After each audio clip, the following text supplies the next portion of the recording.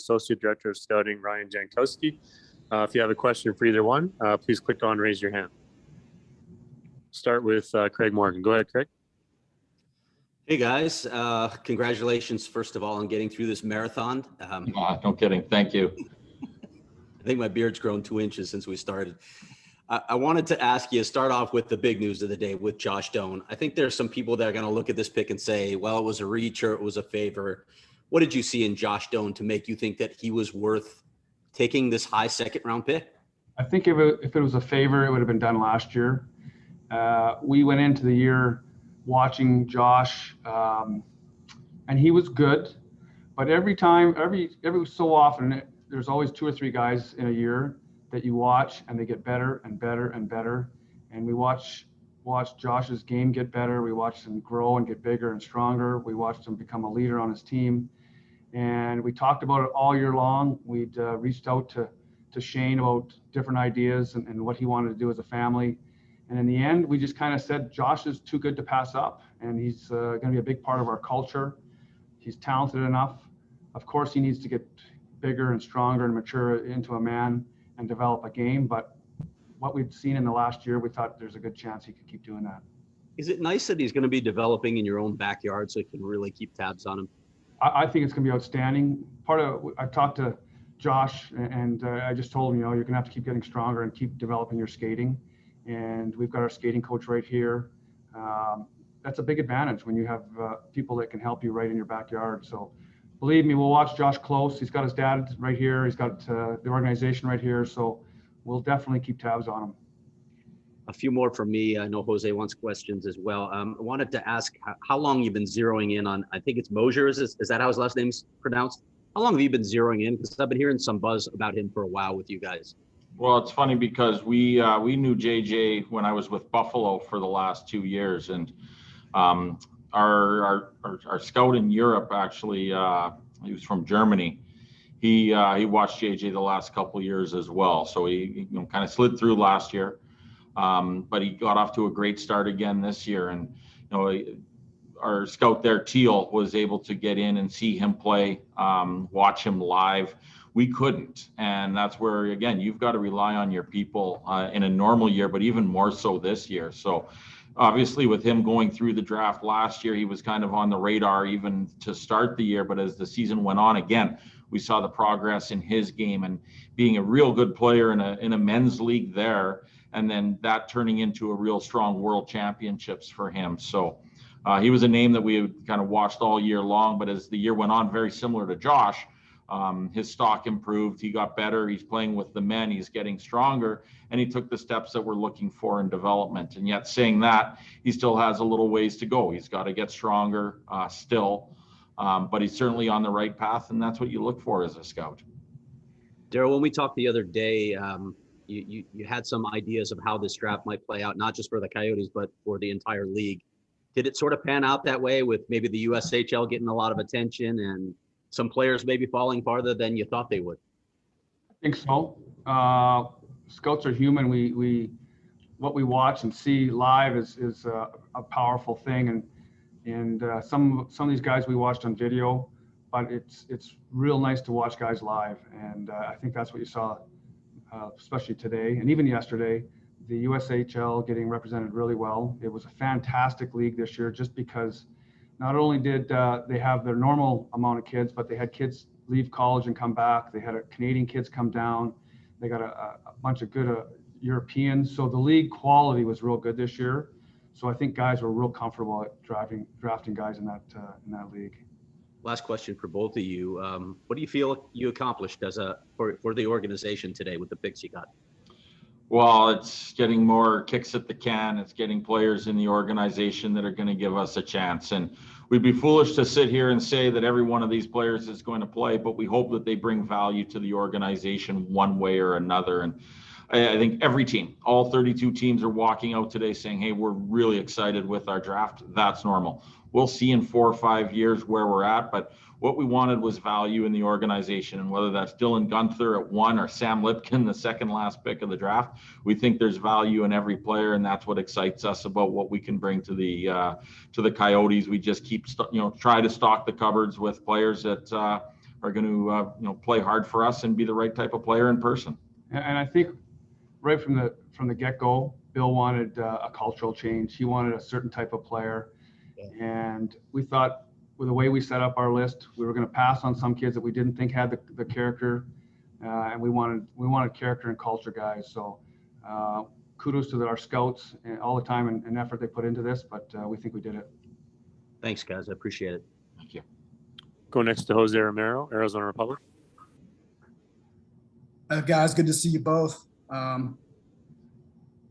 Darryl, if I could just ask about congratulations, first of all, to you and your family. Thank you. Just about weighing positional depth versus best available and need.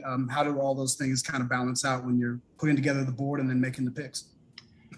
I think you're always wanting to take the best player. You want the player that has the best chance to play in your organization or value. I would be lying if I said we don't pay attention, because we talk about it all the time. If it's an even player and maybe we need a player here, maybe we do look at the position, but more often than not, we just want quality, and I think that's the way we set up our list. To you both, and this one's more for Ryan, but I talked to both of you guys about just the idea of the scouts getting to do their jobs and you guys getting to work and getting so much of an opportunity and the trust and faith from Bill in the organization.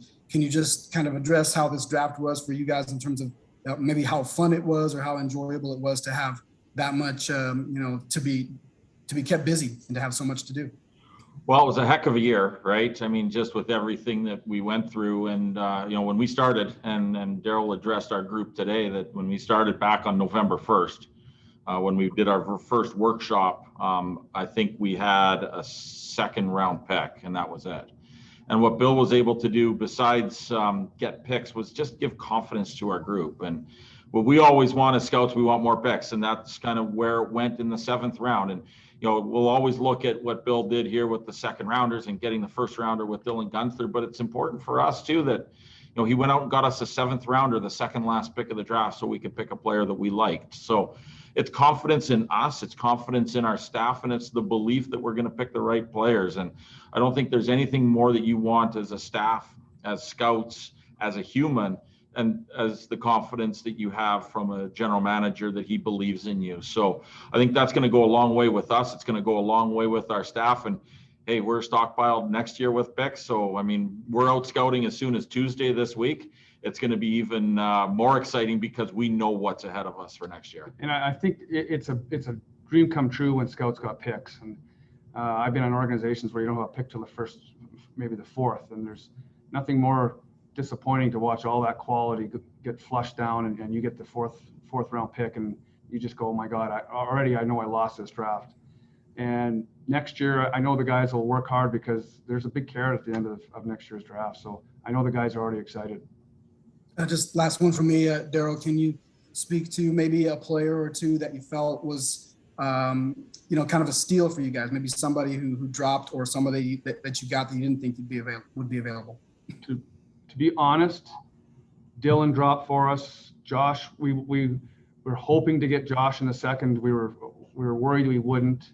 Fedotov, we'd watched a lot of video on him. We were really excited with what we saw. We were, again, scared we might not get there in the middle of the 2nd. JJ and Lilberg were a little older players.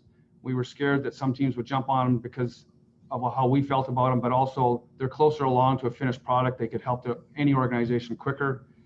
The goalie we were excited about. Landry we had watched all year long, and so kind of everywhere we went, we had a guy that we thought was really good value. Obviously, the higher up in the draft right now, you got to say they have a better chance.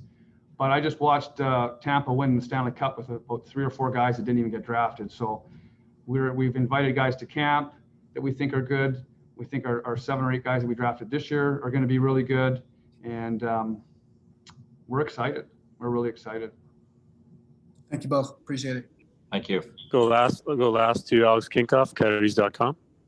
Darryl, Ryan, congratulations on a completed draft. I'll be pretty quick here with you guys, but Darryl, I wanted to follow up on Jose's question about your son getting drafted. I know you're busy, right? Your head's spinning. You're doing a lot of work here for the Coyotes. Did you have time to soak it all in anyway? Yeah, it's been a tough year on the family. You think about it all the time, and you know your son is, and your wife is for sure. So it's a stressful time. I know it was more stressful for him than it was for me. For me, I'm just, I'm more of a cheerleader right now.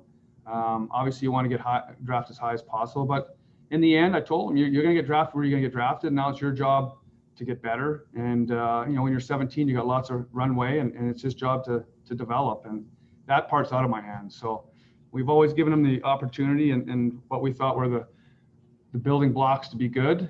And now it's his job and hopefully his goal to become a better player. Just one more follow-up. You guys finished this draft, but you're rich in picks next year. Like you said, 11, 1 in the first round, 4 in the second round. How much more exciting does that make this offseason? Well, restart of the season for you too. Well, at the end, we do have picks, and we were lucky enough this year to get picks at the end. This year, it's exciting. I mean, that's what we do. We live for draft picks. The more picks on draft day, and Bill's well aware because he's lived it, the more exciting it is for us. But hey, there's a job to do with that. And I don't know if pressure comes with it. I've always looked at that as a challenge. And the challenge is that we're going to have 5 picks in the first 64 now next year. So it's a great start. It's a great way to start the season. And we're out watching hockey on Tuesday. So away we go. Yeah, I think the guys know next year we feel it's going to be a good draft. We think it's a good age group, but we know that a ton of kids got missed this year, and that will help the overall draft next year. So having a bunch of early picks, we feel is going to be beneficial. Darryl, Ryan, thank you very much. Thanks, Alex. Good. Thank you. Darryl, Ryan, thank you so much for all your help.